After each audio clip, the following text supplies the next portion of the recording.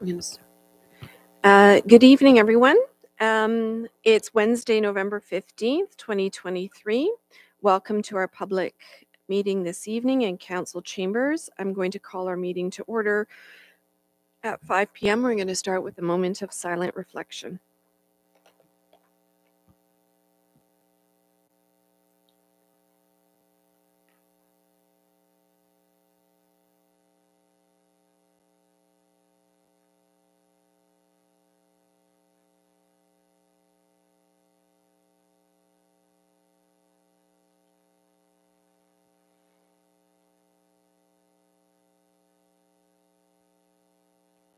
Thank you. I'm going to move on now to our land acknowledgement.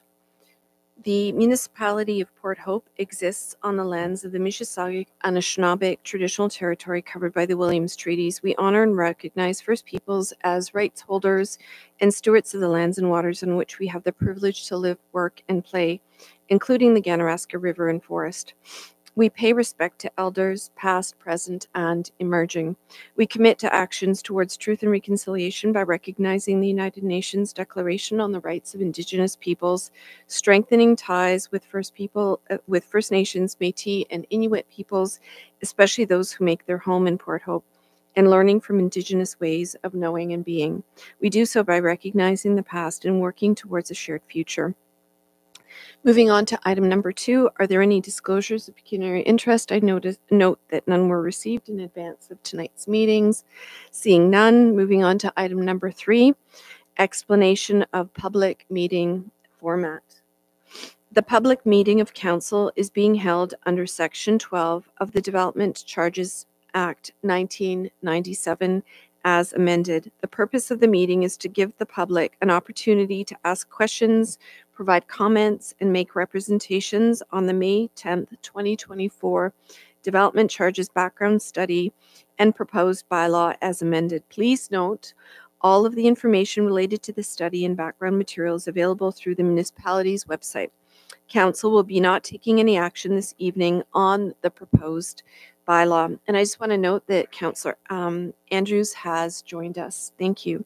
So we will now move on to item number 4, which is our presentation this evening by Peter Samisko of Watson and Associates Limited regarding development charges background study, May 10th, 2024. Thank you again, Peter, for being here, and we should take full advantage of his presence here with all of our additional questions that we may have regarding the presentation. So I will turn it over to you. There's a little mic on the right-hand side. If you could just press that this button, and I welcome you to the podium. Thank you very much, and good evening, everyone. It's a pleasure to be here once again. As mentioned within the introductory comments, this meeting is one of the statutory requirements required under the Development Charges Act as a municipality works towards considering a new development charges bylaw. So this is a process that we have been going through with the municipality over several months now. And again, prior to council being in a position to consider a new development charges bylaw for the municipality, there is a formal background study that has to be prepared, and that the background study has to be published on the municipal website.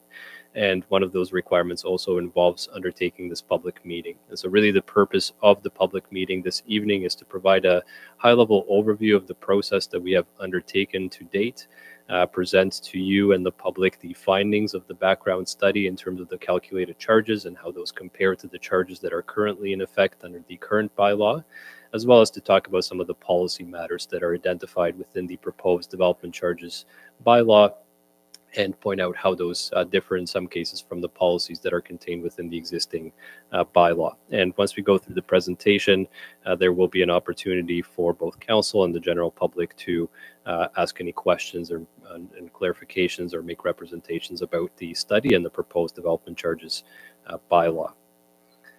So firstly then, to just summarize the process that we've gone through so far, the process started back in February of this year. We started working with the municipality and your staff working through a number of the requirements or technical items that need to be addressed within a development charges background study. And that process at a very high level involves looking at the anticipated amount of growth development that's expected within a municipality, both in terms of the amount of population as well as employment, the number of housing units that we're expecting to develop over a specific forecast period. And so we'll summarize that a little bit later in the presentation. But once we have an understanding of that amount of growth and the type of growth that's expected to occur, we look at the capital needs or capital investments that a municipality would need to undertake to expand infrastructure to accommodate that growth to happen. So whether that's an extension of water pipes, wastewater pipes, an expansion of municipal facilities to be able to maintain the same level of service that's been provided historically as the community grows. So we've worked with staff and through various background documents, master plans, identified what those capital needs are over the next primarily 10 years to service that growth, and then undertook the development charge calculations, looking at, again, the amount of growth that's expected, the capital needs related to that growth to calculate an appropriate development charge per unit. And that's what brings us to today, where we'll be presenting those results. I would like to point out that we held an initial information session with council a little bit earlier on in this process at the beginning of May, where we spent a little bit more or put more emphasis on the details of the calculation process and some of the policy matters that are addressed through a development charges background study. The formal background study that contains all of the technical details and the calculations was released publicly on May 10th of this year. We did have a consultation session with the development industry as well that was held at the end of May to present the findings to that community, to hear their feedback. Following that, there was an addendum that was issued to the background study just earlier in September, or towards the end of September, in fact. And that addendum, the reason for it was that there were a number of legislative changes that took place since we released the background study, namely Bill 185, which changed a few things that we needed to capture within the background study. Namely, it reintroduced growth-related studies as a development charge eligible cost again. So those were previously not included in the background study that was released in May. But through Bill 185, municipalities regained the ability to include these growth-related studies for recovery through development charges. So we worked with staff to identify those studies, their costs, and included them in the calculation of the charge. And then there were a few other technical amendments, the removal of a mandatory 5-year phase-in of the development charge. So we removed that from the proposed bylaw since it is no longer required by the Development Charges Act, and a few other minor technical adjustments as well. So that was the purpose of the issuance of the addendum to the background study in late September. And then today we're undertaking the public meeting, and the current plan is for council to be in a position to consider approval of the new development charges bylaw on November 5th, which would then take effect and would replace the bylaw that's currently in effect. So with that said, next we'll look at the summary of the growth forecast that has been developed for the municipality that underlies the calculations within the development charges background study. So within the growth forecast, we did mostly rely on the Northumberland County Municipal Comprehensive Review that was prepared back in 2021, or at least that's when the process was undertaken. And so on that basis, we are currently expecting the municipality's population to increase by just under 21,000 or to about 21,000 people by 2034. So over the next 10 years, that represents a net growth of about 3,300 people over that 10-year time frame. And we're expecting that that population growth would be accommodated in approximately 1,670 additional dwelling units within the municipality over that 10-year period. In addition to the population growth, we are also expecting there to be further employment growth, job growth that's going to occur as well. To 2034, we're expecting that to be about 726 additional jobs created within the community, and that employment growth would be accompanied by about 746,000 square feet of additional non-residential building space. We did also look at the growth forecast over a longer term period, specifically to build out. Build out in this case meaning the build out of the existing designated urban boundaries.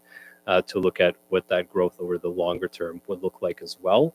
Although, as we'll look at on the subsequent slide, in terms of the needs that were identified on the capital side to service the growth, most of those have been defined with respect to the growth over the next 10 years. So that's our focus within this background study, is the growth over the next 10-year period. And so that we have summarized on the next slide is looking at the individual services that have been included in this background study. Most of these are services that have been included in the municipality's development charge bylaws historically, with the exception of bylaw enforcement, which is something new that we've added this round. And for all of the services, starting from the top of the table here, so services related to a highway, those are your roads and related infrastructure, fire protection services, parks and recreation, library, bylaw enforcement, and growth-related studies. We're looking at those needs over a 10-year forecast period, so looking at what investments are needed to service the growth that's been identified to 2034. Similarly, for policing within the urban areas, as well as water and wastewater services, we are looking at those needs relative to the next 10 years of growth, but only looking at the growth within the urban serviced areas for those needs. So having looked at the total amount of growth that's expected within the municipality over the next 10 years and the forecast horizon considered for each service area, the next slide here summarizes the total capital needs that have been identified through this assessment. And so as we went through and met with staff within each service area, consulted the various master plans that have been prepared by some of those service areas, and also with assistance from CEMA, who assisted with the assessment of capital needs for water, wastewater, and roads, as they have done historically. We identified a total capital program of about $119 million. Now, recognizing that not all of that infrastructure or all of that relates to needs related to future population and employment growth, we had to observe a few deductions, the most notable one being what we're calling benefit to existing, which represents about 41% of the $119 million. And that reflects the fact that some of the infrastructure upgrades will benefit the existing community. So they're not net new infrastructure. Some of it is upgraded infrastructure, which provides that benefit to the existing, because perhaps it's a replacement of assets that would otherwise happen through the life cycle of those assets anyhow. So there's that benefit to existing component, which is quite significant. There's also a post-period benefit, which is the green portion of the donut chart, representing about 10% of the $119 million. And that recognizes that some of the capital needs that have been identified in the background study would provide capacity for growth beyond that 10-year period. So we're making that deduction appropriately as well. We've also recognized that the municipality has some money available in development charge reserve funds that were collected from prior development that are available to offset some of these future needs as well. That's sitting at just under $2 million, or representing about 2% of the gross capital needs of $119 million. And then finally, some more minor deductions in terms of grant subsidies and other external contributions that are expected to be received by the municipality towards some of these future capital needs. And so on a net basis, then that leaves us with about $56.4 million of development charge eligible costs that have been identified through this process across the various service areas, and that have ultimately been included in the calculation of the charge. When we look at how that breaks down, which you see illustrated in the table on the bottom right of the slide, about 32%, so almost a third of those capital needs exist within wastewater services. About 28% of those capital needs are related to roads and related infrastructure, and another 17% or so related to water infrastructure. And so in total, about over 3/4 of the capital needs are related to those hard services of roads, water, and wastewater. That's very common. Something we see within development charge studies across the province is that most of those costs are related to that hard infrastructure, with the balance being related to parks and recreation, fire protection, as well as some of the other services that are included, like library, for example, as well. And so again, the total amount of capital needs that underlie the calculation of the charge is about $56.4 million across the different service areas. On the next slide, we have a summary of the charges that have been calculated and as they appeared within the proposed bylaw that's been included in the background study. What you see in the table is the charges broken down by individual service area, and also shown what those charges would be for different types of residential units. The main thing to point out here is that the charges, as has been done historically, are differentiated by unit types, recognizing that there are different levels of occupancy associated with these different types of units, and therefore different levels of service demand that those units place on municipal infrastructure. So for example, because an apartment unit typically has fewer occupants on average than a single detached home, the relative service demands are lower, and so therefore the charge per unit is correspondingly lower as well. I think what's maybe more meaningful is to go look at the next couple of slides where we see a comparison of these calculated or proposed development charges to the charges that are currently in effect. On the table on the slide 8 here, we're looking at that comparison for the development charges applicable to a single detached home, with the top part of the table showing the municipal-wide service charges. So these are services that are charged on a municipal-wide basis, where we see that the charge currently is $11,538, and that would increase by about $4,900 almost to $16,407 per unit, with the charges as calculated and as they appear within the proposed bylaw. So that represents an increase of about 42% relative to the per unit charges that are currently in effect. When we look at the urban services of water and wastewater specifically, we are seeing a decrease in the wastewater area. However, that's balanced out by an increase in terms of the water infrastructure needs that have been identified. So the net effect is a nominal decrease of about $2 per unit within water and wastewater combined. And so for a single detached home located within the urban areas that where water wastewater charges apply as well, the total development charges payable would go from $27,768 currently to about $32,907 based on the charges that have been calculated. So that represents an increase of about $5,139 per unit, or an increase of about 19%.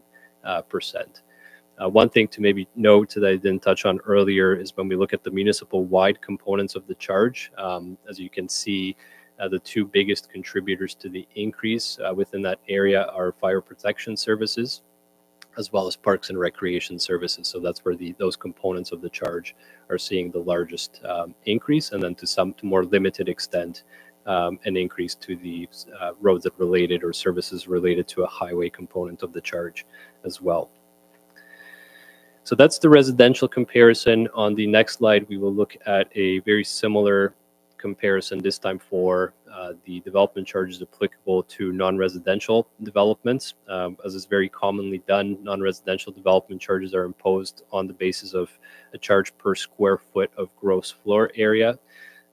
We see on the far right-hand side of the table, maybe starting with the industrial comparison, historically, the municipality has had a policy of exempting industrial development from the payment of the municipal-wide components of the charge and only charging the water and wastewater components of the charge. And so what's shown in the comparison table on the right is assuming that that policy is maintained moving forward, there would be no charge applicable for the municipal-wide components of the charge, but we do see the difference in terms of the water wastewater charges that would be applicable, going from $11.63 per square foot to $12.76 per square foot. So that's, again, what would apply to industrial developments within the urban areas.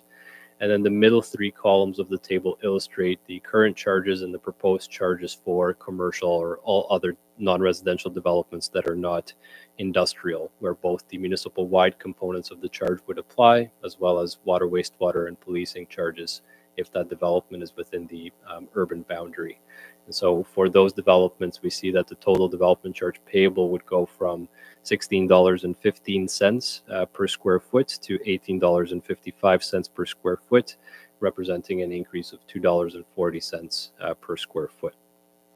So that provides a comparison of the charges that are currently in effect versus what is proposed within the proposed bylaw. The next few slides will provide a bit of an illustration of how that compares to other municipalities in the area. And so the first comparison we will look at is the total development charges payable for a single detached home on full urban services, so including water, wastewater, and how that compares to the development charges that would be payable for that same type of development in other area municipalities. What has also been included in the comparison chart are the development charges payable to any relevant upper tier municipality, the county, Northumberland County in this case, as well as education development charges where those apply as well, to get an idea of the total development charges payable on a single detached home in the different jurisdictions. Now, the right of the two arrows indicates what the development charges are applicable to that single detached home on full municipal services in Port Hope today. Again, that's a total charge of about $31,300 when we include the county charges as well. And based on what's been proposed and calculated through the development charges background study, that would increase to about $36,400 per unit, which is illustrated with the left of the two arrows. So currently your development charges are comparable to the development charges in Kingston and Belleville, which again is the right of the two arrows. And you see that with the charges as proposed, that would move the municipality up relative to these comparators and more in line with the development charges that apply within the East Community area in Cobourg, and just a little bit ahead of the development charges applicable in Kawartha Lake, specifically within Lindsay. So there would certainly be an increase and somewhat of an increase to these comparator municipalities as well. However, we can also see that it would generally keep the municipality within the range of development charges we see in other jurisdictions as well. One other thing to point out here, these are always a little bit of a moving target. A number of these municipalities are undergoing their own development charge updates as we speak, namely Quinte West, Municipality of Brighton, City of Kingston, just to name a few examples. And typically, or as we've seen with some of the draft findings coming out of those, we are expecting their development charges to increase, in some cases quite significantly as well. So again, this is as of today, but a number of these municipalities are updating their development charges as we speak. So the next comparison chart provides a very similar visual, this time though looking at the development charges payable on a single detached home that is not on water wastewater services. So this would be within the rural areas within each applicable municipality. And we see that again with the, as illustrated with the arrow on the right, currently the total development charges payable would be just over $15,000 when we include the county's charges as well. Based on the charges that have been proposed, that would increase to about $19,900, again, including the county's charges as well. So that's an increase of about 32%, and would again move the municipality up relative to these comparator municipalities, but would still be well within the range that we are seeing within that comparator set of municipalities.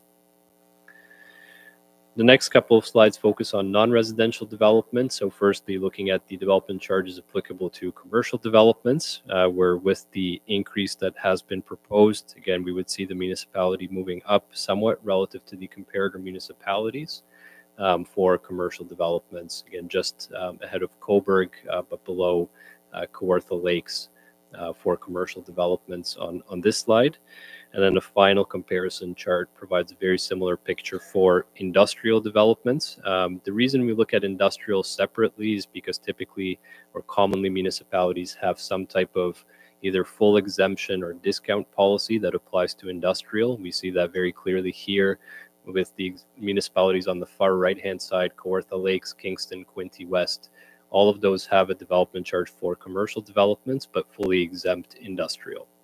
And as I mentioned earlier, the municipality's own practice historically has been to partially exempt industrial development, at least from the payment of the municipal-wide components of the charge. So assuming that policy is maintained, this is what the calculated development charges, where they would fall, charging only for water, wastewater services. So again, somewhat of an increase, not as pronounced perhaps as on the residential side with respect to the comparator municipalities.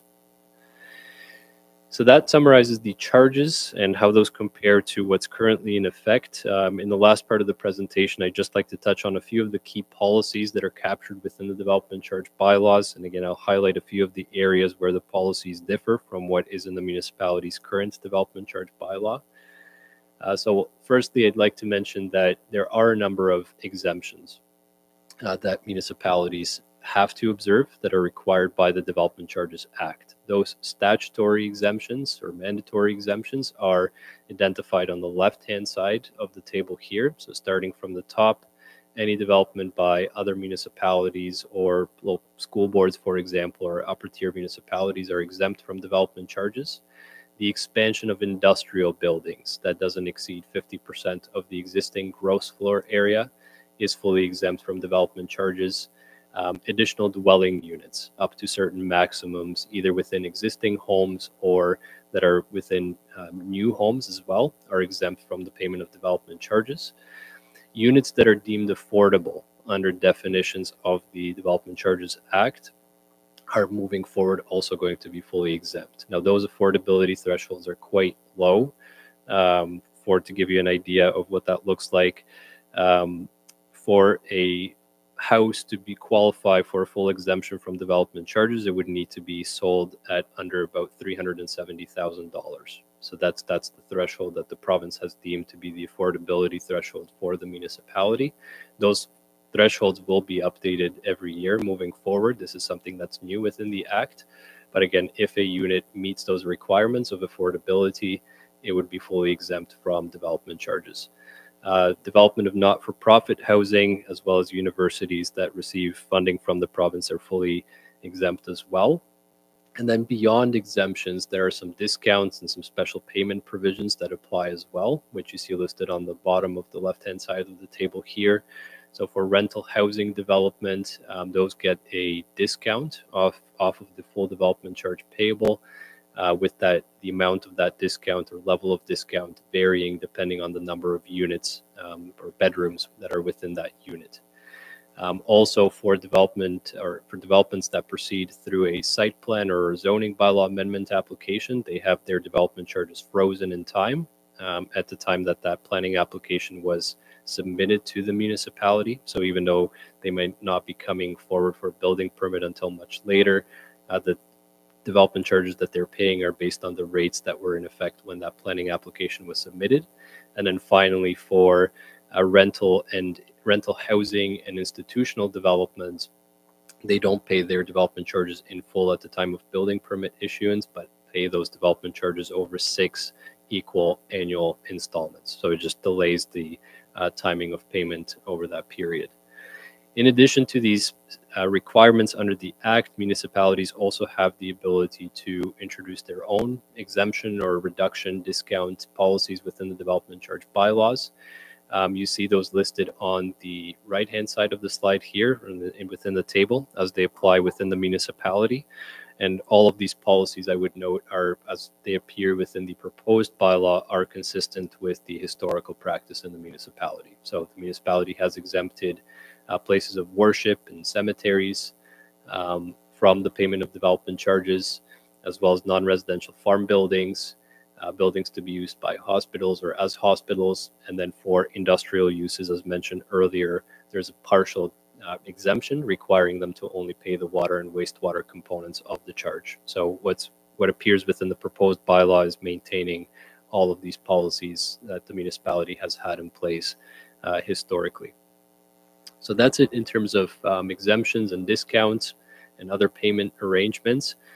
Just a handful of other policy items to go through here that appear within the bylaw. Firstly, the spatial applicability of the bylaw. What's been proposed is that the municipality imposes a single bylaw for all services and then imposing development charges on a municipal-wide basis for all services except policing, water and wastewater, with those three of, again, policing, water and wastewater only being imposed within the urban boundary. In terms of the timing of collection of development charges, generally speaking, development charges are calculated and become payable at the time of building permit issuance. That's something that's being maintained. But as I mentioned earlier, There are certain types of developments, namely rental housing developments and institutional developments that pay over 6 annual installments, as well as those developments that proceed through a site plan or zoning bylaw amendment application that have their charges frozen in time at the point when that planning application was submitted to the municipality.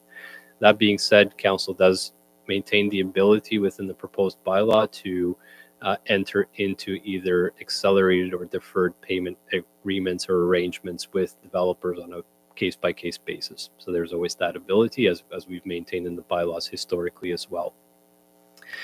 The next item is redevelopment credit. So this is where there's a conversion of an existing building from one use to another. Let's say it's a commercial building being converted to residential apartments or vice versa, or someone demolishes a single detached home and builds a row of townhouses in its place. Generally, there is a development charge credit that's observed on those redevelopments. And so that's something that's been maintained within the bylaw. The one subtle change here is that there's typically a time limit that's provided within these bylaws on the redevelopments to occur.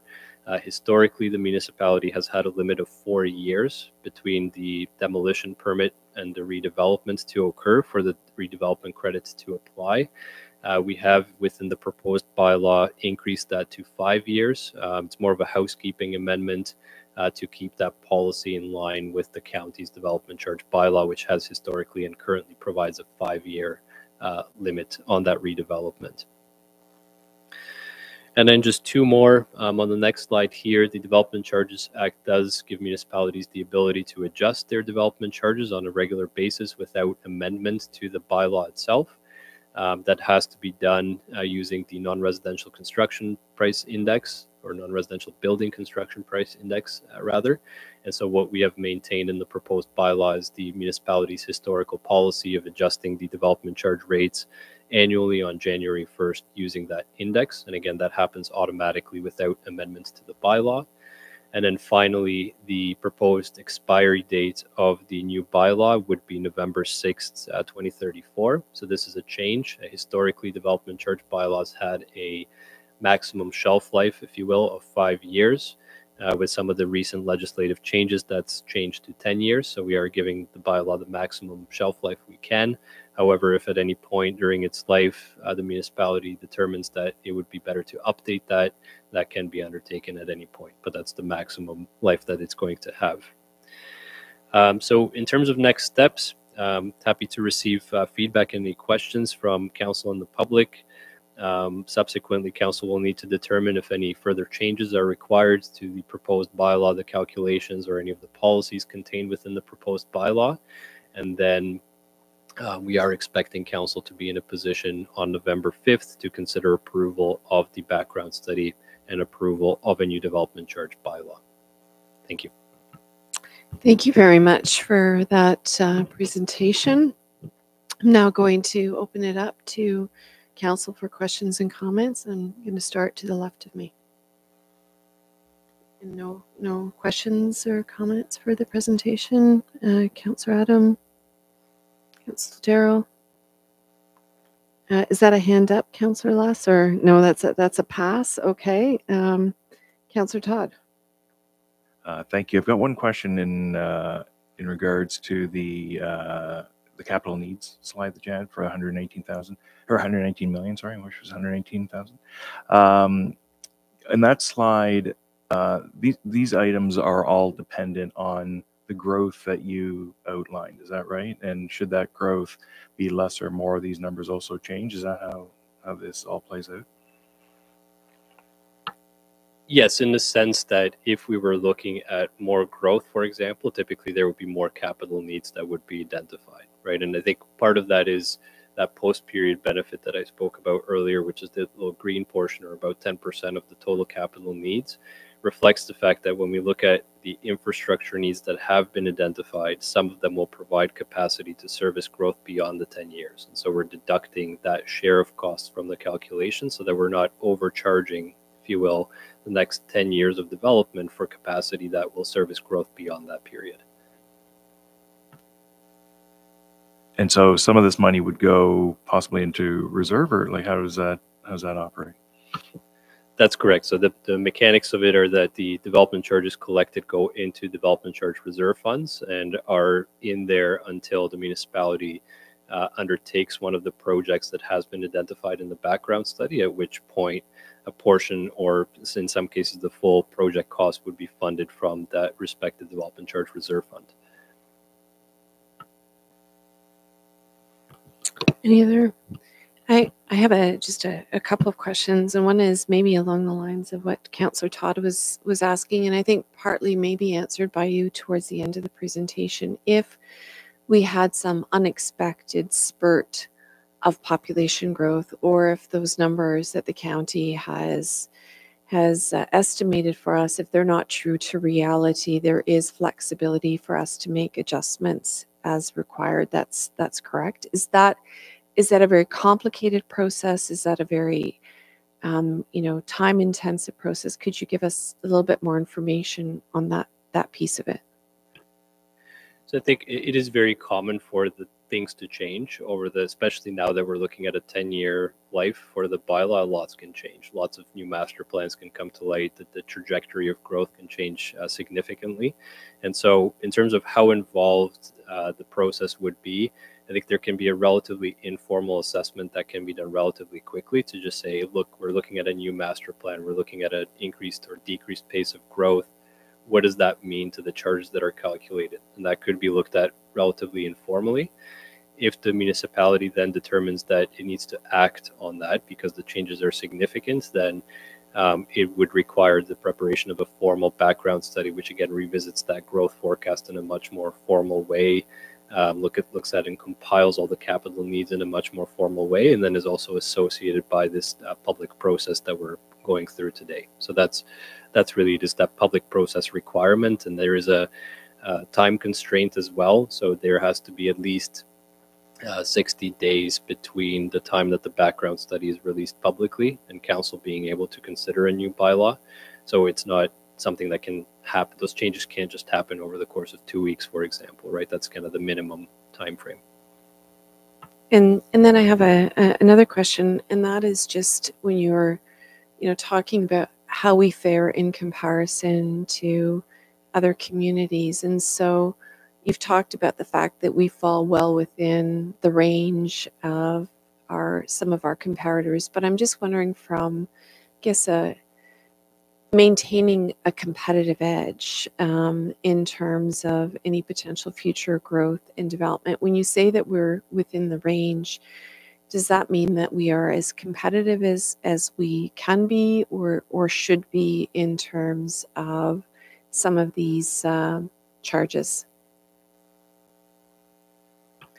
I think that's a really good point. I think what we were trying to illustrate with the comparison is just that when maybe to back up a step, the development charge calculation is done completely independent of what everyone around might be doing, right? Because every municipality is going to be at a different stage of their own development process, and is going to be faced with a different set of investments that need to be made to accommodate that growth. And so the development charge calculation happens on the basis of the specific needs within each municipality. And then we're just trying to look at how that compares to see if we were looking at a charge that's significantly higher than everyone else, would that cause us to maybe go back and to say what's driving that, right? So it's more looking at it from that standpoint rather than whether there is or enough of a competitive edge relative to some of the neighboring jurisdictions perhaps. But that is a lens that we could potentially look at it through. So just as a quick follow-up, I know what lens you were looking at it through, but if there is hypothetically a developer that's coming into the county and looking at, say, the charges between, or as Port Hope sits in comparison to Cobourg in all of these different categories, is there enough of a difference in some of them where they might say, well, I'm going to realize a significant enough cost savings that I'm going to choose to bypass Port Hope for another community? I'm the same time I was asking about whether or not we're charging enough for the growth, I'm at the same time asking, are we positioning ourselves competitively for the growth that we need to sustain this community into the future? Right, and I think that's a very, very important point. I think the way we would need to look at that is, aside from just the development charge itself, is look at what are also the market prices within those neighboring municipalities, because that's what's going to ultimately drive what homes are selling for. And then looking at what the development charge represents as a portion of that. So effectively, how much margin, if you will, is left over when we account for the cost of construction and the development charge relative to the market price. So I think we would need to take those market prices into account more holistically as part of that assessment as well. My sense is Councillor Todd is following this in the stream of thinking. So go ahead, Councillor Todd. And maybe as just follow on to what the mayor's asking, when this is done, when the report's done, is our economic development strategy in play to decide, what are the factors in there for growth? So maybe just to clarify, when when you say is the development economic development strategy in play with respect to setting of the rates? Yeah, was it a consideration, I guess? That's what I'm asking when we're setting this. So I would say no, not directly to this point. The development charges as proposed just reflect the capital needs that have been identified, and looking at the level of growth that's associated with those investments. We haven't looked at any potential reductions or discounts off of the rates in pursuit of a specific economic development strategy. I'm just going to ask one other follow-up question. In terms of, asking us to move forward on this, I think if it's possible, and I don't know if it's too late now to get some of that additional information just to see really how we're positioning ourselves moving into the next 10 years in comparison to neighboring communities, taking into account some of these charges and potentially some average market valuations of homes in neighboring communities, because I don't want to be in a position. I mean, we want to determine how we grow and where we grow, but I don't want us to be bypassed because just we're not competitive in this Northumberland County market. That's really where I'm coming from on my line of questioning. And I think something we can certainly take away with staff and work on to see whether we can put that economic development lens on this as well, and that market competitiveness edge lens on it, and to see if that's something we could provide to council ahead of I think we said November 5th when it comes time to look at passing the bylaw, so that you'd have that information available to you as you make those decisions. Any other questions or comments from around the table? Okay. Appears that we're good. Thank you again very much for your presentation.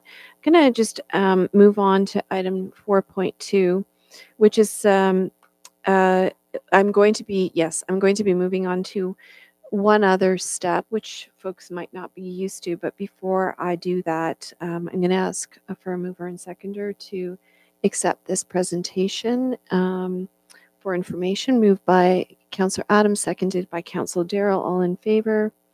That is passed unanimously. So moving on to 4.2, and this is in relation to the presentation. We'll be moving on to submissions from members of the public. And before we move into submissions from the public, I would like to remind everyone that the agenda contains important information with respect to the background study materials and proposed bylaw. So all interested parties who wish to speak on this matter tonight should approach the microphone and state your name and address for the record. So if there's anybody that would like to speak to this item, ask any questions about this item. Okay. Oh, we do. Okay. Everybody was just polite about who was going to come first. Okay. Welcome. If you could just please state your name and address. Thank you. Janet Battersby, number 7 Hodgson. So I just had a question related to the wastewater. And I'm sorry, I haven't read the full study. And we all like decreases, obviously, in anything we buy or purchase. I'm just wondering what the root cause of the decrease in the wastewater is. Is there just costs that are no longer allowed to be covered under the DC charges that would have to be borne by all the taxpayers, or are costs just going down? Or I just wasn't sure about what was behind that. Thank you. Thank you for that question. And Peter, could I ask that would you be able to answer that? Unfortunately, I don't think that's something I can address directly today, but it's certainly something we could follow up with. We have taken your name and address, and we will directly follow up to you with that answer. See, we have another person that would like to come up. Welcome.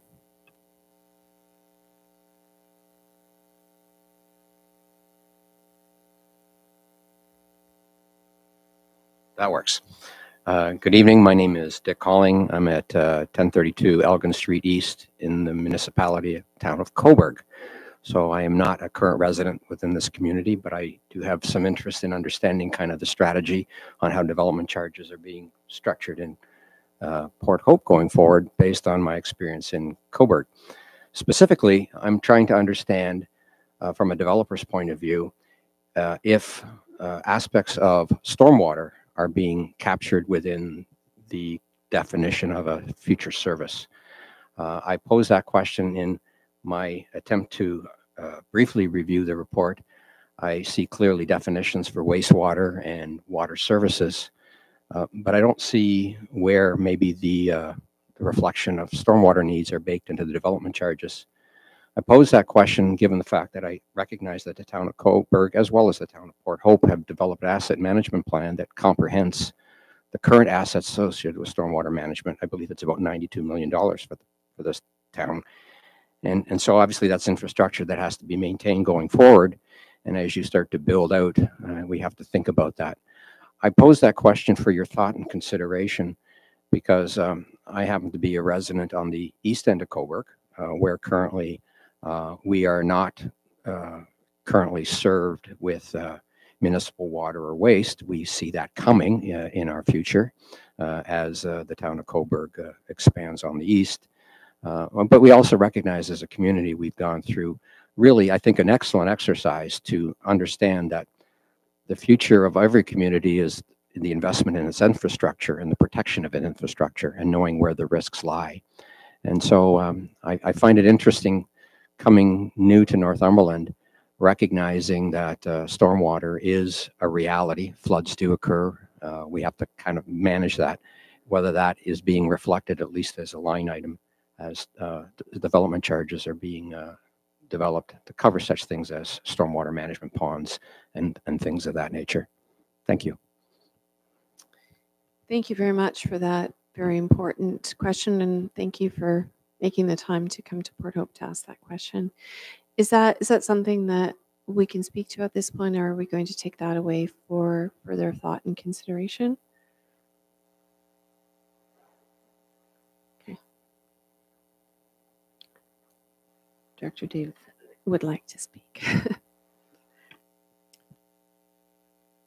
that working?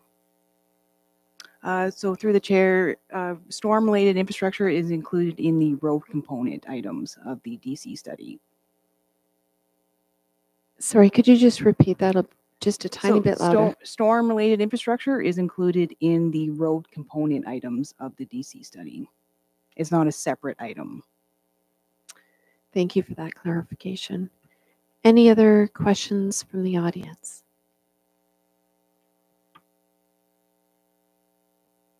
Yeah, it's Matthew Hillman from 100 Henderson Street here in town. Just a quick comment and question is some of what was discussed here. It's fantastic, so thank you. But you talked about having 750,000 square feet of industrial development, as well as a significant amount of homes. I'd like to ask where you're going to do these developments.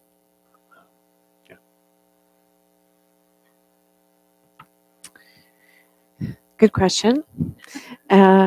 I think that's something that's still to be determined, and we will definitely keep public posted as we evolve in this process. I can mention that we are going to be having a municipal land inventory that will be produced in fairly short order, and that's going to be an important step into the future of making some of those decisions. Yeah, thank you. I apologize. I know it's an impossible question to answer right now. The other part is just to comment on that. You talk about being competitive, which is very important for our town to be competitive to ensure that we can grow. Just a comment on that. A lot of the price changes, they are on par with some of the other communities, which is fantastic. Definitely don't want to be too far ahead. But also talking about the service aspect is, are we acting as a service for those looking to invest and pay these development fees, or are we acting as a blocker? And is that service component more important to our competitiveness than the actual cost? So again, not really a question or a comment, but thank you. Yeah, no, thank you for that feedback and thank you for that comment. Appreciate it very much. Any other questions or comments from the CAO would like to speak? Thank you, Mayor. I just want to circle back to your comments that you were making in your questions for Peter with Watson's, to ensure that staff have a clear understanding of exactly what it is that you're looking for and asking for and the timing in which you would like to receive that information. Since this is the public meeting, it will be coming back to a council meeting, but our Watson associate won't be with us. So I just thought maybe we could take an opportunity to circle back to your question and just walk you through a little bit of the process that we used when we were determining the development charge that's being processed and presented to you today. So I can tell you it was much larger. It was a larger number that was when we took holistically on every asset category and all of the infrastructure that could potentially be impacted by growth. And we took a sincere look at all of that. It became that it would be impossible to actually achieve it. So we had to look at it through a lens of, yes, this potentially could trigger these road improvements, these upgrades through the waterfront master plan, all of those things. So essentially we clawed back a significant amount of asset infrastructure, because when you were to look at the 10-year horizon, there wouldn't be a possible way for resourcing. The growth isn't going to come that fast, and we wouldn't be able to put the infrastructure in the ground or above the ground to actually support it. It wasn't achievable. So when we looked at it through a lens of what can we achieve? How much growth can we take on? How quickly can we take it on? How quickly can we stay ahead of the growth? And that is a very key component to it. We got to stay ahead of it as well. We can't get behind it. So just trying to understand the question when we can throw the comparator slide back up as far as digging into what you're meaning from a competitive lens and what further information you would like to see to ensure that we're providing that to you. Because I'm not sure outside of the comparator information, what else you would like to see. Well, in terms of drilling down, my concern is just that we remain competitive to attract development in this county. So how far off are we on the metrics compared to our neighbors? How much more are we charging for development fees? And is any of that variation, even if we're in the range, is any of that variation going to either attract or impede folks deciding to invest in our community? Mm-hmm. I want us to have a competitive edge because, for example, compared to our neighbors, we just haven't been able to attract as much of that attention.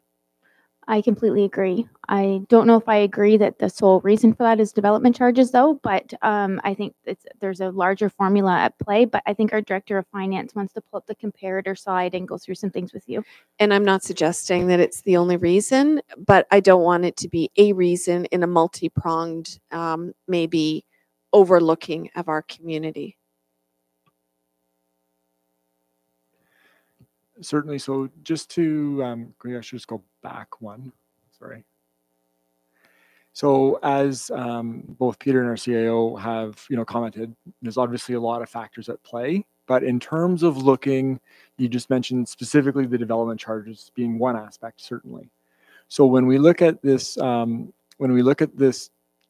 graph that's been put together, and you start to look at who we have in terms of neighbors. So the gray arrow is current Port Hope.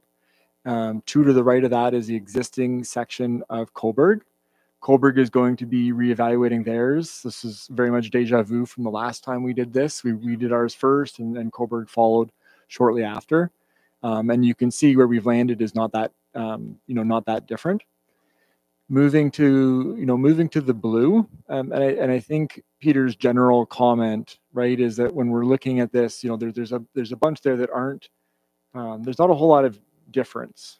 You know what I mean? Not significantly, not tens of thousands of dollars difference in terms of the rates, in terms of kind of in that range, right? So you see where Port Hope is, and with the blue, and we look at our comparators, we have Clarington to the west. Theirs is significantly higher. We have Cavan Monaghan to the north. Theirs is higher.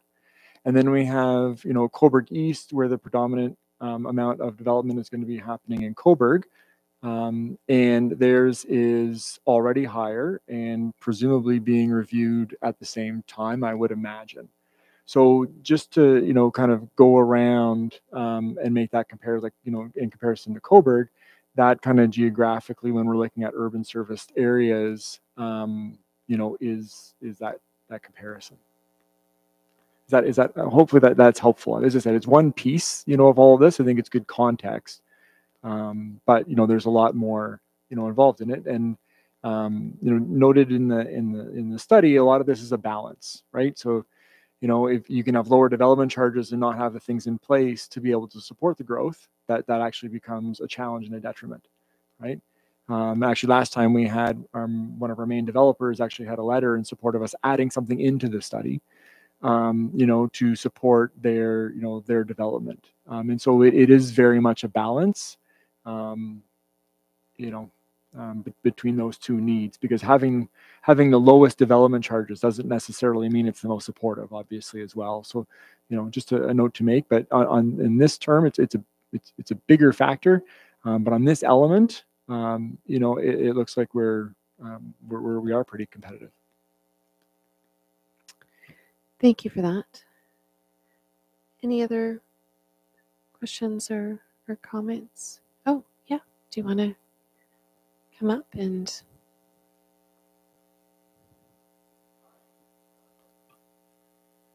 Hi, Miles Bowman, 39 Pine Street South. I'm just trying to pay attention to what's going on here and didn't really actually pre-read anything, but I'm gathering from what you're saying is that you want to set up a system and we're focusing just on development charges for development.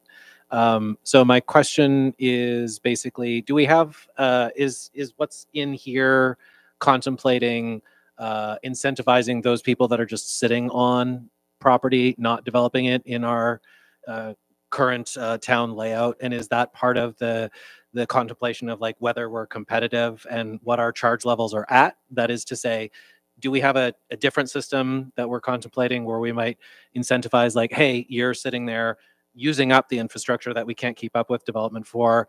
Can you get it going on that in terms of the way that we're laying out the development charges? Because that would sure make things cheaper instead of building a whole bunch of new. Does that question make sense?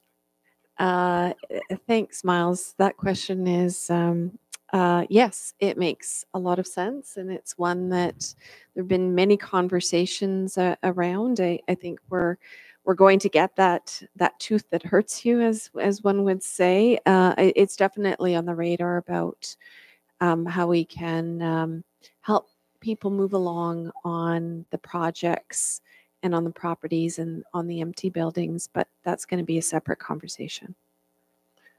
And I'm not sure if the CAO wants to add anything to that. Thank you. It's a great question. It is a conversation that lies somewhat outside of the development charge study that we're discussing this evening, but it is an internal conversation that is happening, trying to strike that balance between incentivizing property owners to be utilizing their property in a way to give back, increase the tax base, provide services to the communities, while ensuring that we're not invoking undue hardship and finding and striking that balance in what that looks like is a unique challenge that all municipalities are presented with, and we are definitely aware, which is the first step. So we're definitely aware and having those internal conversations, and I would say to the public, stay tuned.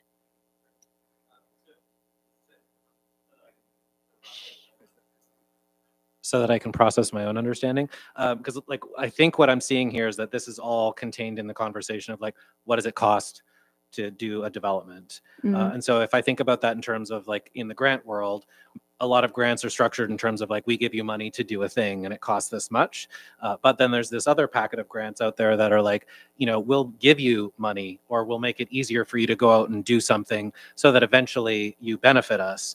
In a way that's like the Kiva grants where they give like small loans or things like that. Is that crazy? Is that a thing that municipalities can do to like help people to develop inside the area that we already have the infrastructure in? Is this thing that you're like, infilling? Oh, dude, we're already aware of it. Stop talking. I don't know. No, I've never tell you to stop talking. But essentially there is programs that already exist, maybe not as robust as what you're anticipating, but we have CIP programs. Yep. We have other programs that are out there that you can take advantage of Yep. to incentivize growth and infilling. But development charges are not all direct costs. It's not like here's your water and sanitary or storm infrastructure, all the linear assets that are going in the ground to support that specific growth. It's other infrastructure that's almost indirect, but you need to have it available to the future growth, whether that's fire, whether that's policing, all of those recreation, culture, all of those well-rounded community assets. So it isn't necessarily here's a subdivision, what does it need to put that subdivision online? Because in a lot of cases, the developers put that linear infrastructure in the ground in order to support their own development. But it's some of that offsite work and the non-direct costs. But as of right now, we don't have, I would say, a very robust program to say, you know, here's a grant program we're going to incentivize you by giving you X amount of dollars to come and build and grow here. That said, we have some other strategies at play that could potentially start leading us down that road, but somewhat of a different conversation than what we're tackling this evening. But the key to pollution is dilution. So the more we have, the more we're able to bring things down, of course. So yeah. Can I?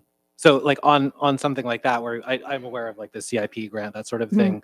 But what I haven't seen that there's like an advertised like, hey, are you thinking of developing in Port Hope? Come for like this info session, which might help to kind of like get people on board with like what we have set up. I don't know. That's like a development strategy. Yeah, like you know, do you want to develop in Port Hope? Here's ways that you can do it. Like when you, again, in the grant world, when you want to apply to, especially the bigger grants, they make you go and attend kind of like an info session so that you don't ask the same 50 stupid questions that like every other person applying for the grant is going to do. They can kind of like save a significant amount of resources, but I haven't seen something like that. Maybe you are offering it. Well, we do have developer roundtables, and I know there's another one that's coming up. I know it's on some of the members of council's radar to bring in developers, bring them in, have a conversation about what Port Hope has to offer, what it is we don't have to offer, what are the challenges, what are the opportunities, and ensure that we have a very frank, open discussion and let them know that we're open for business for the right development to come here. Okay, thanks. You're welcome.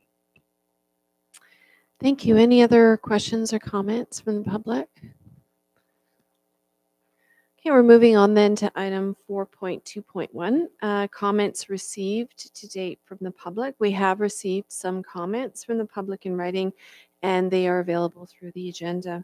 And at this point, we get to the final item, which is adjournment. This concludes our business to be covered on today's agenda for this particular meeting.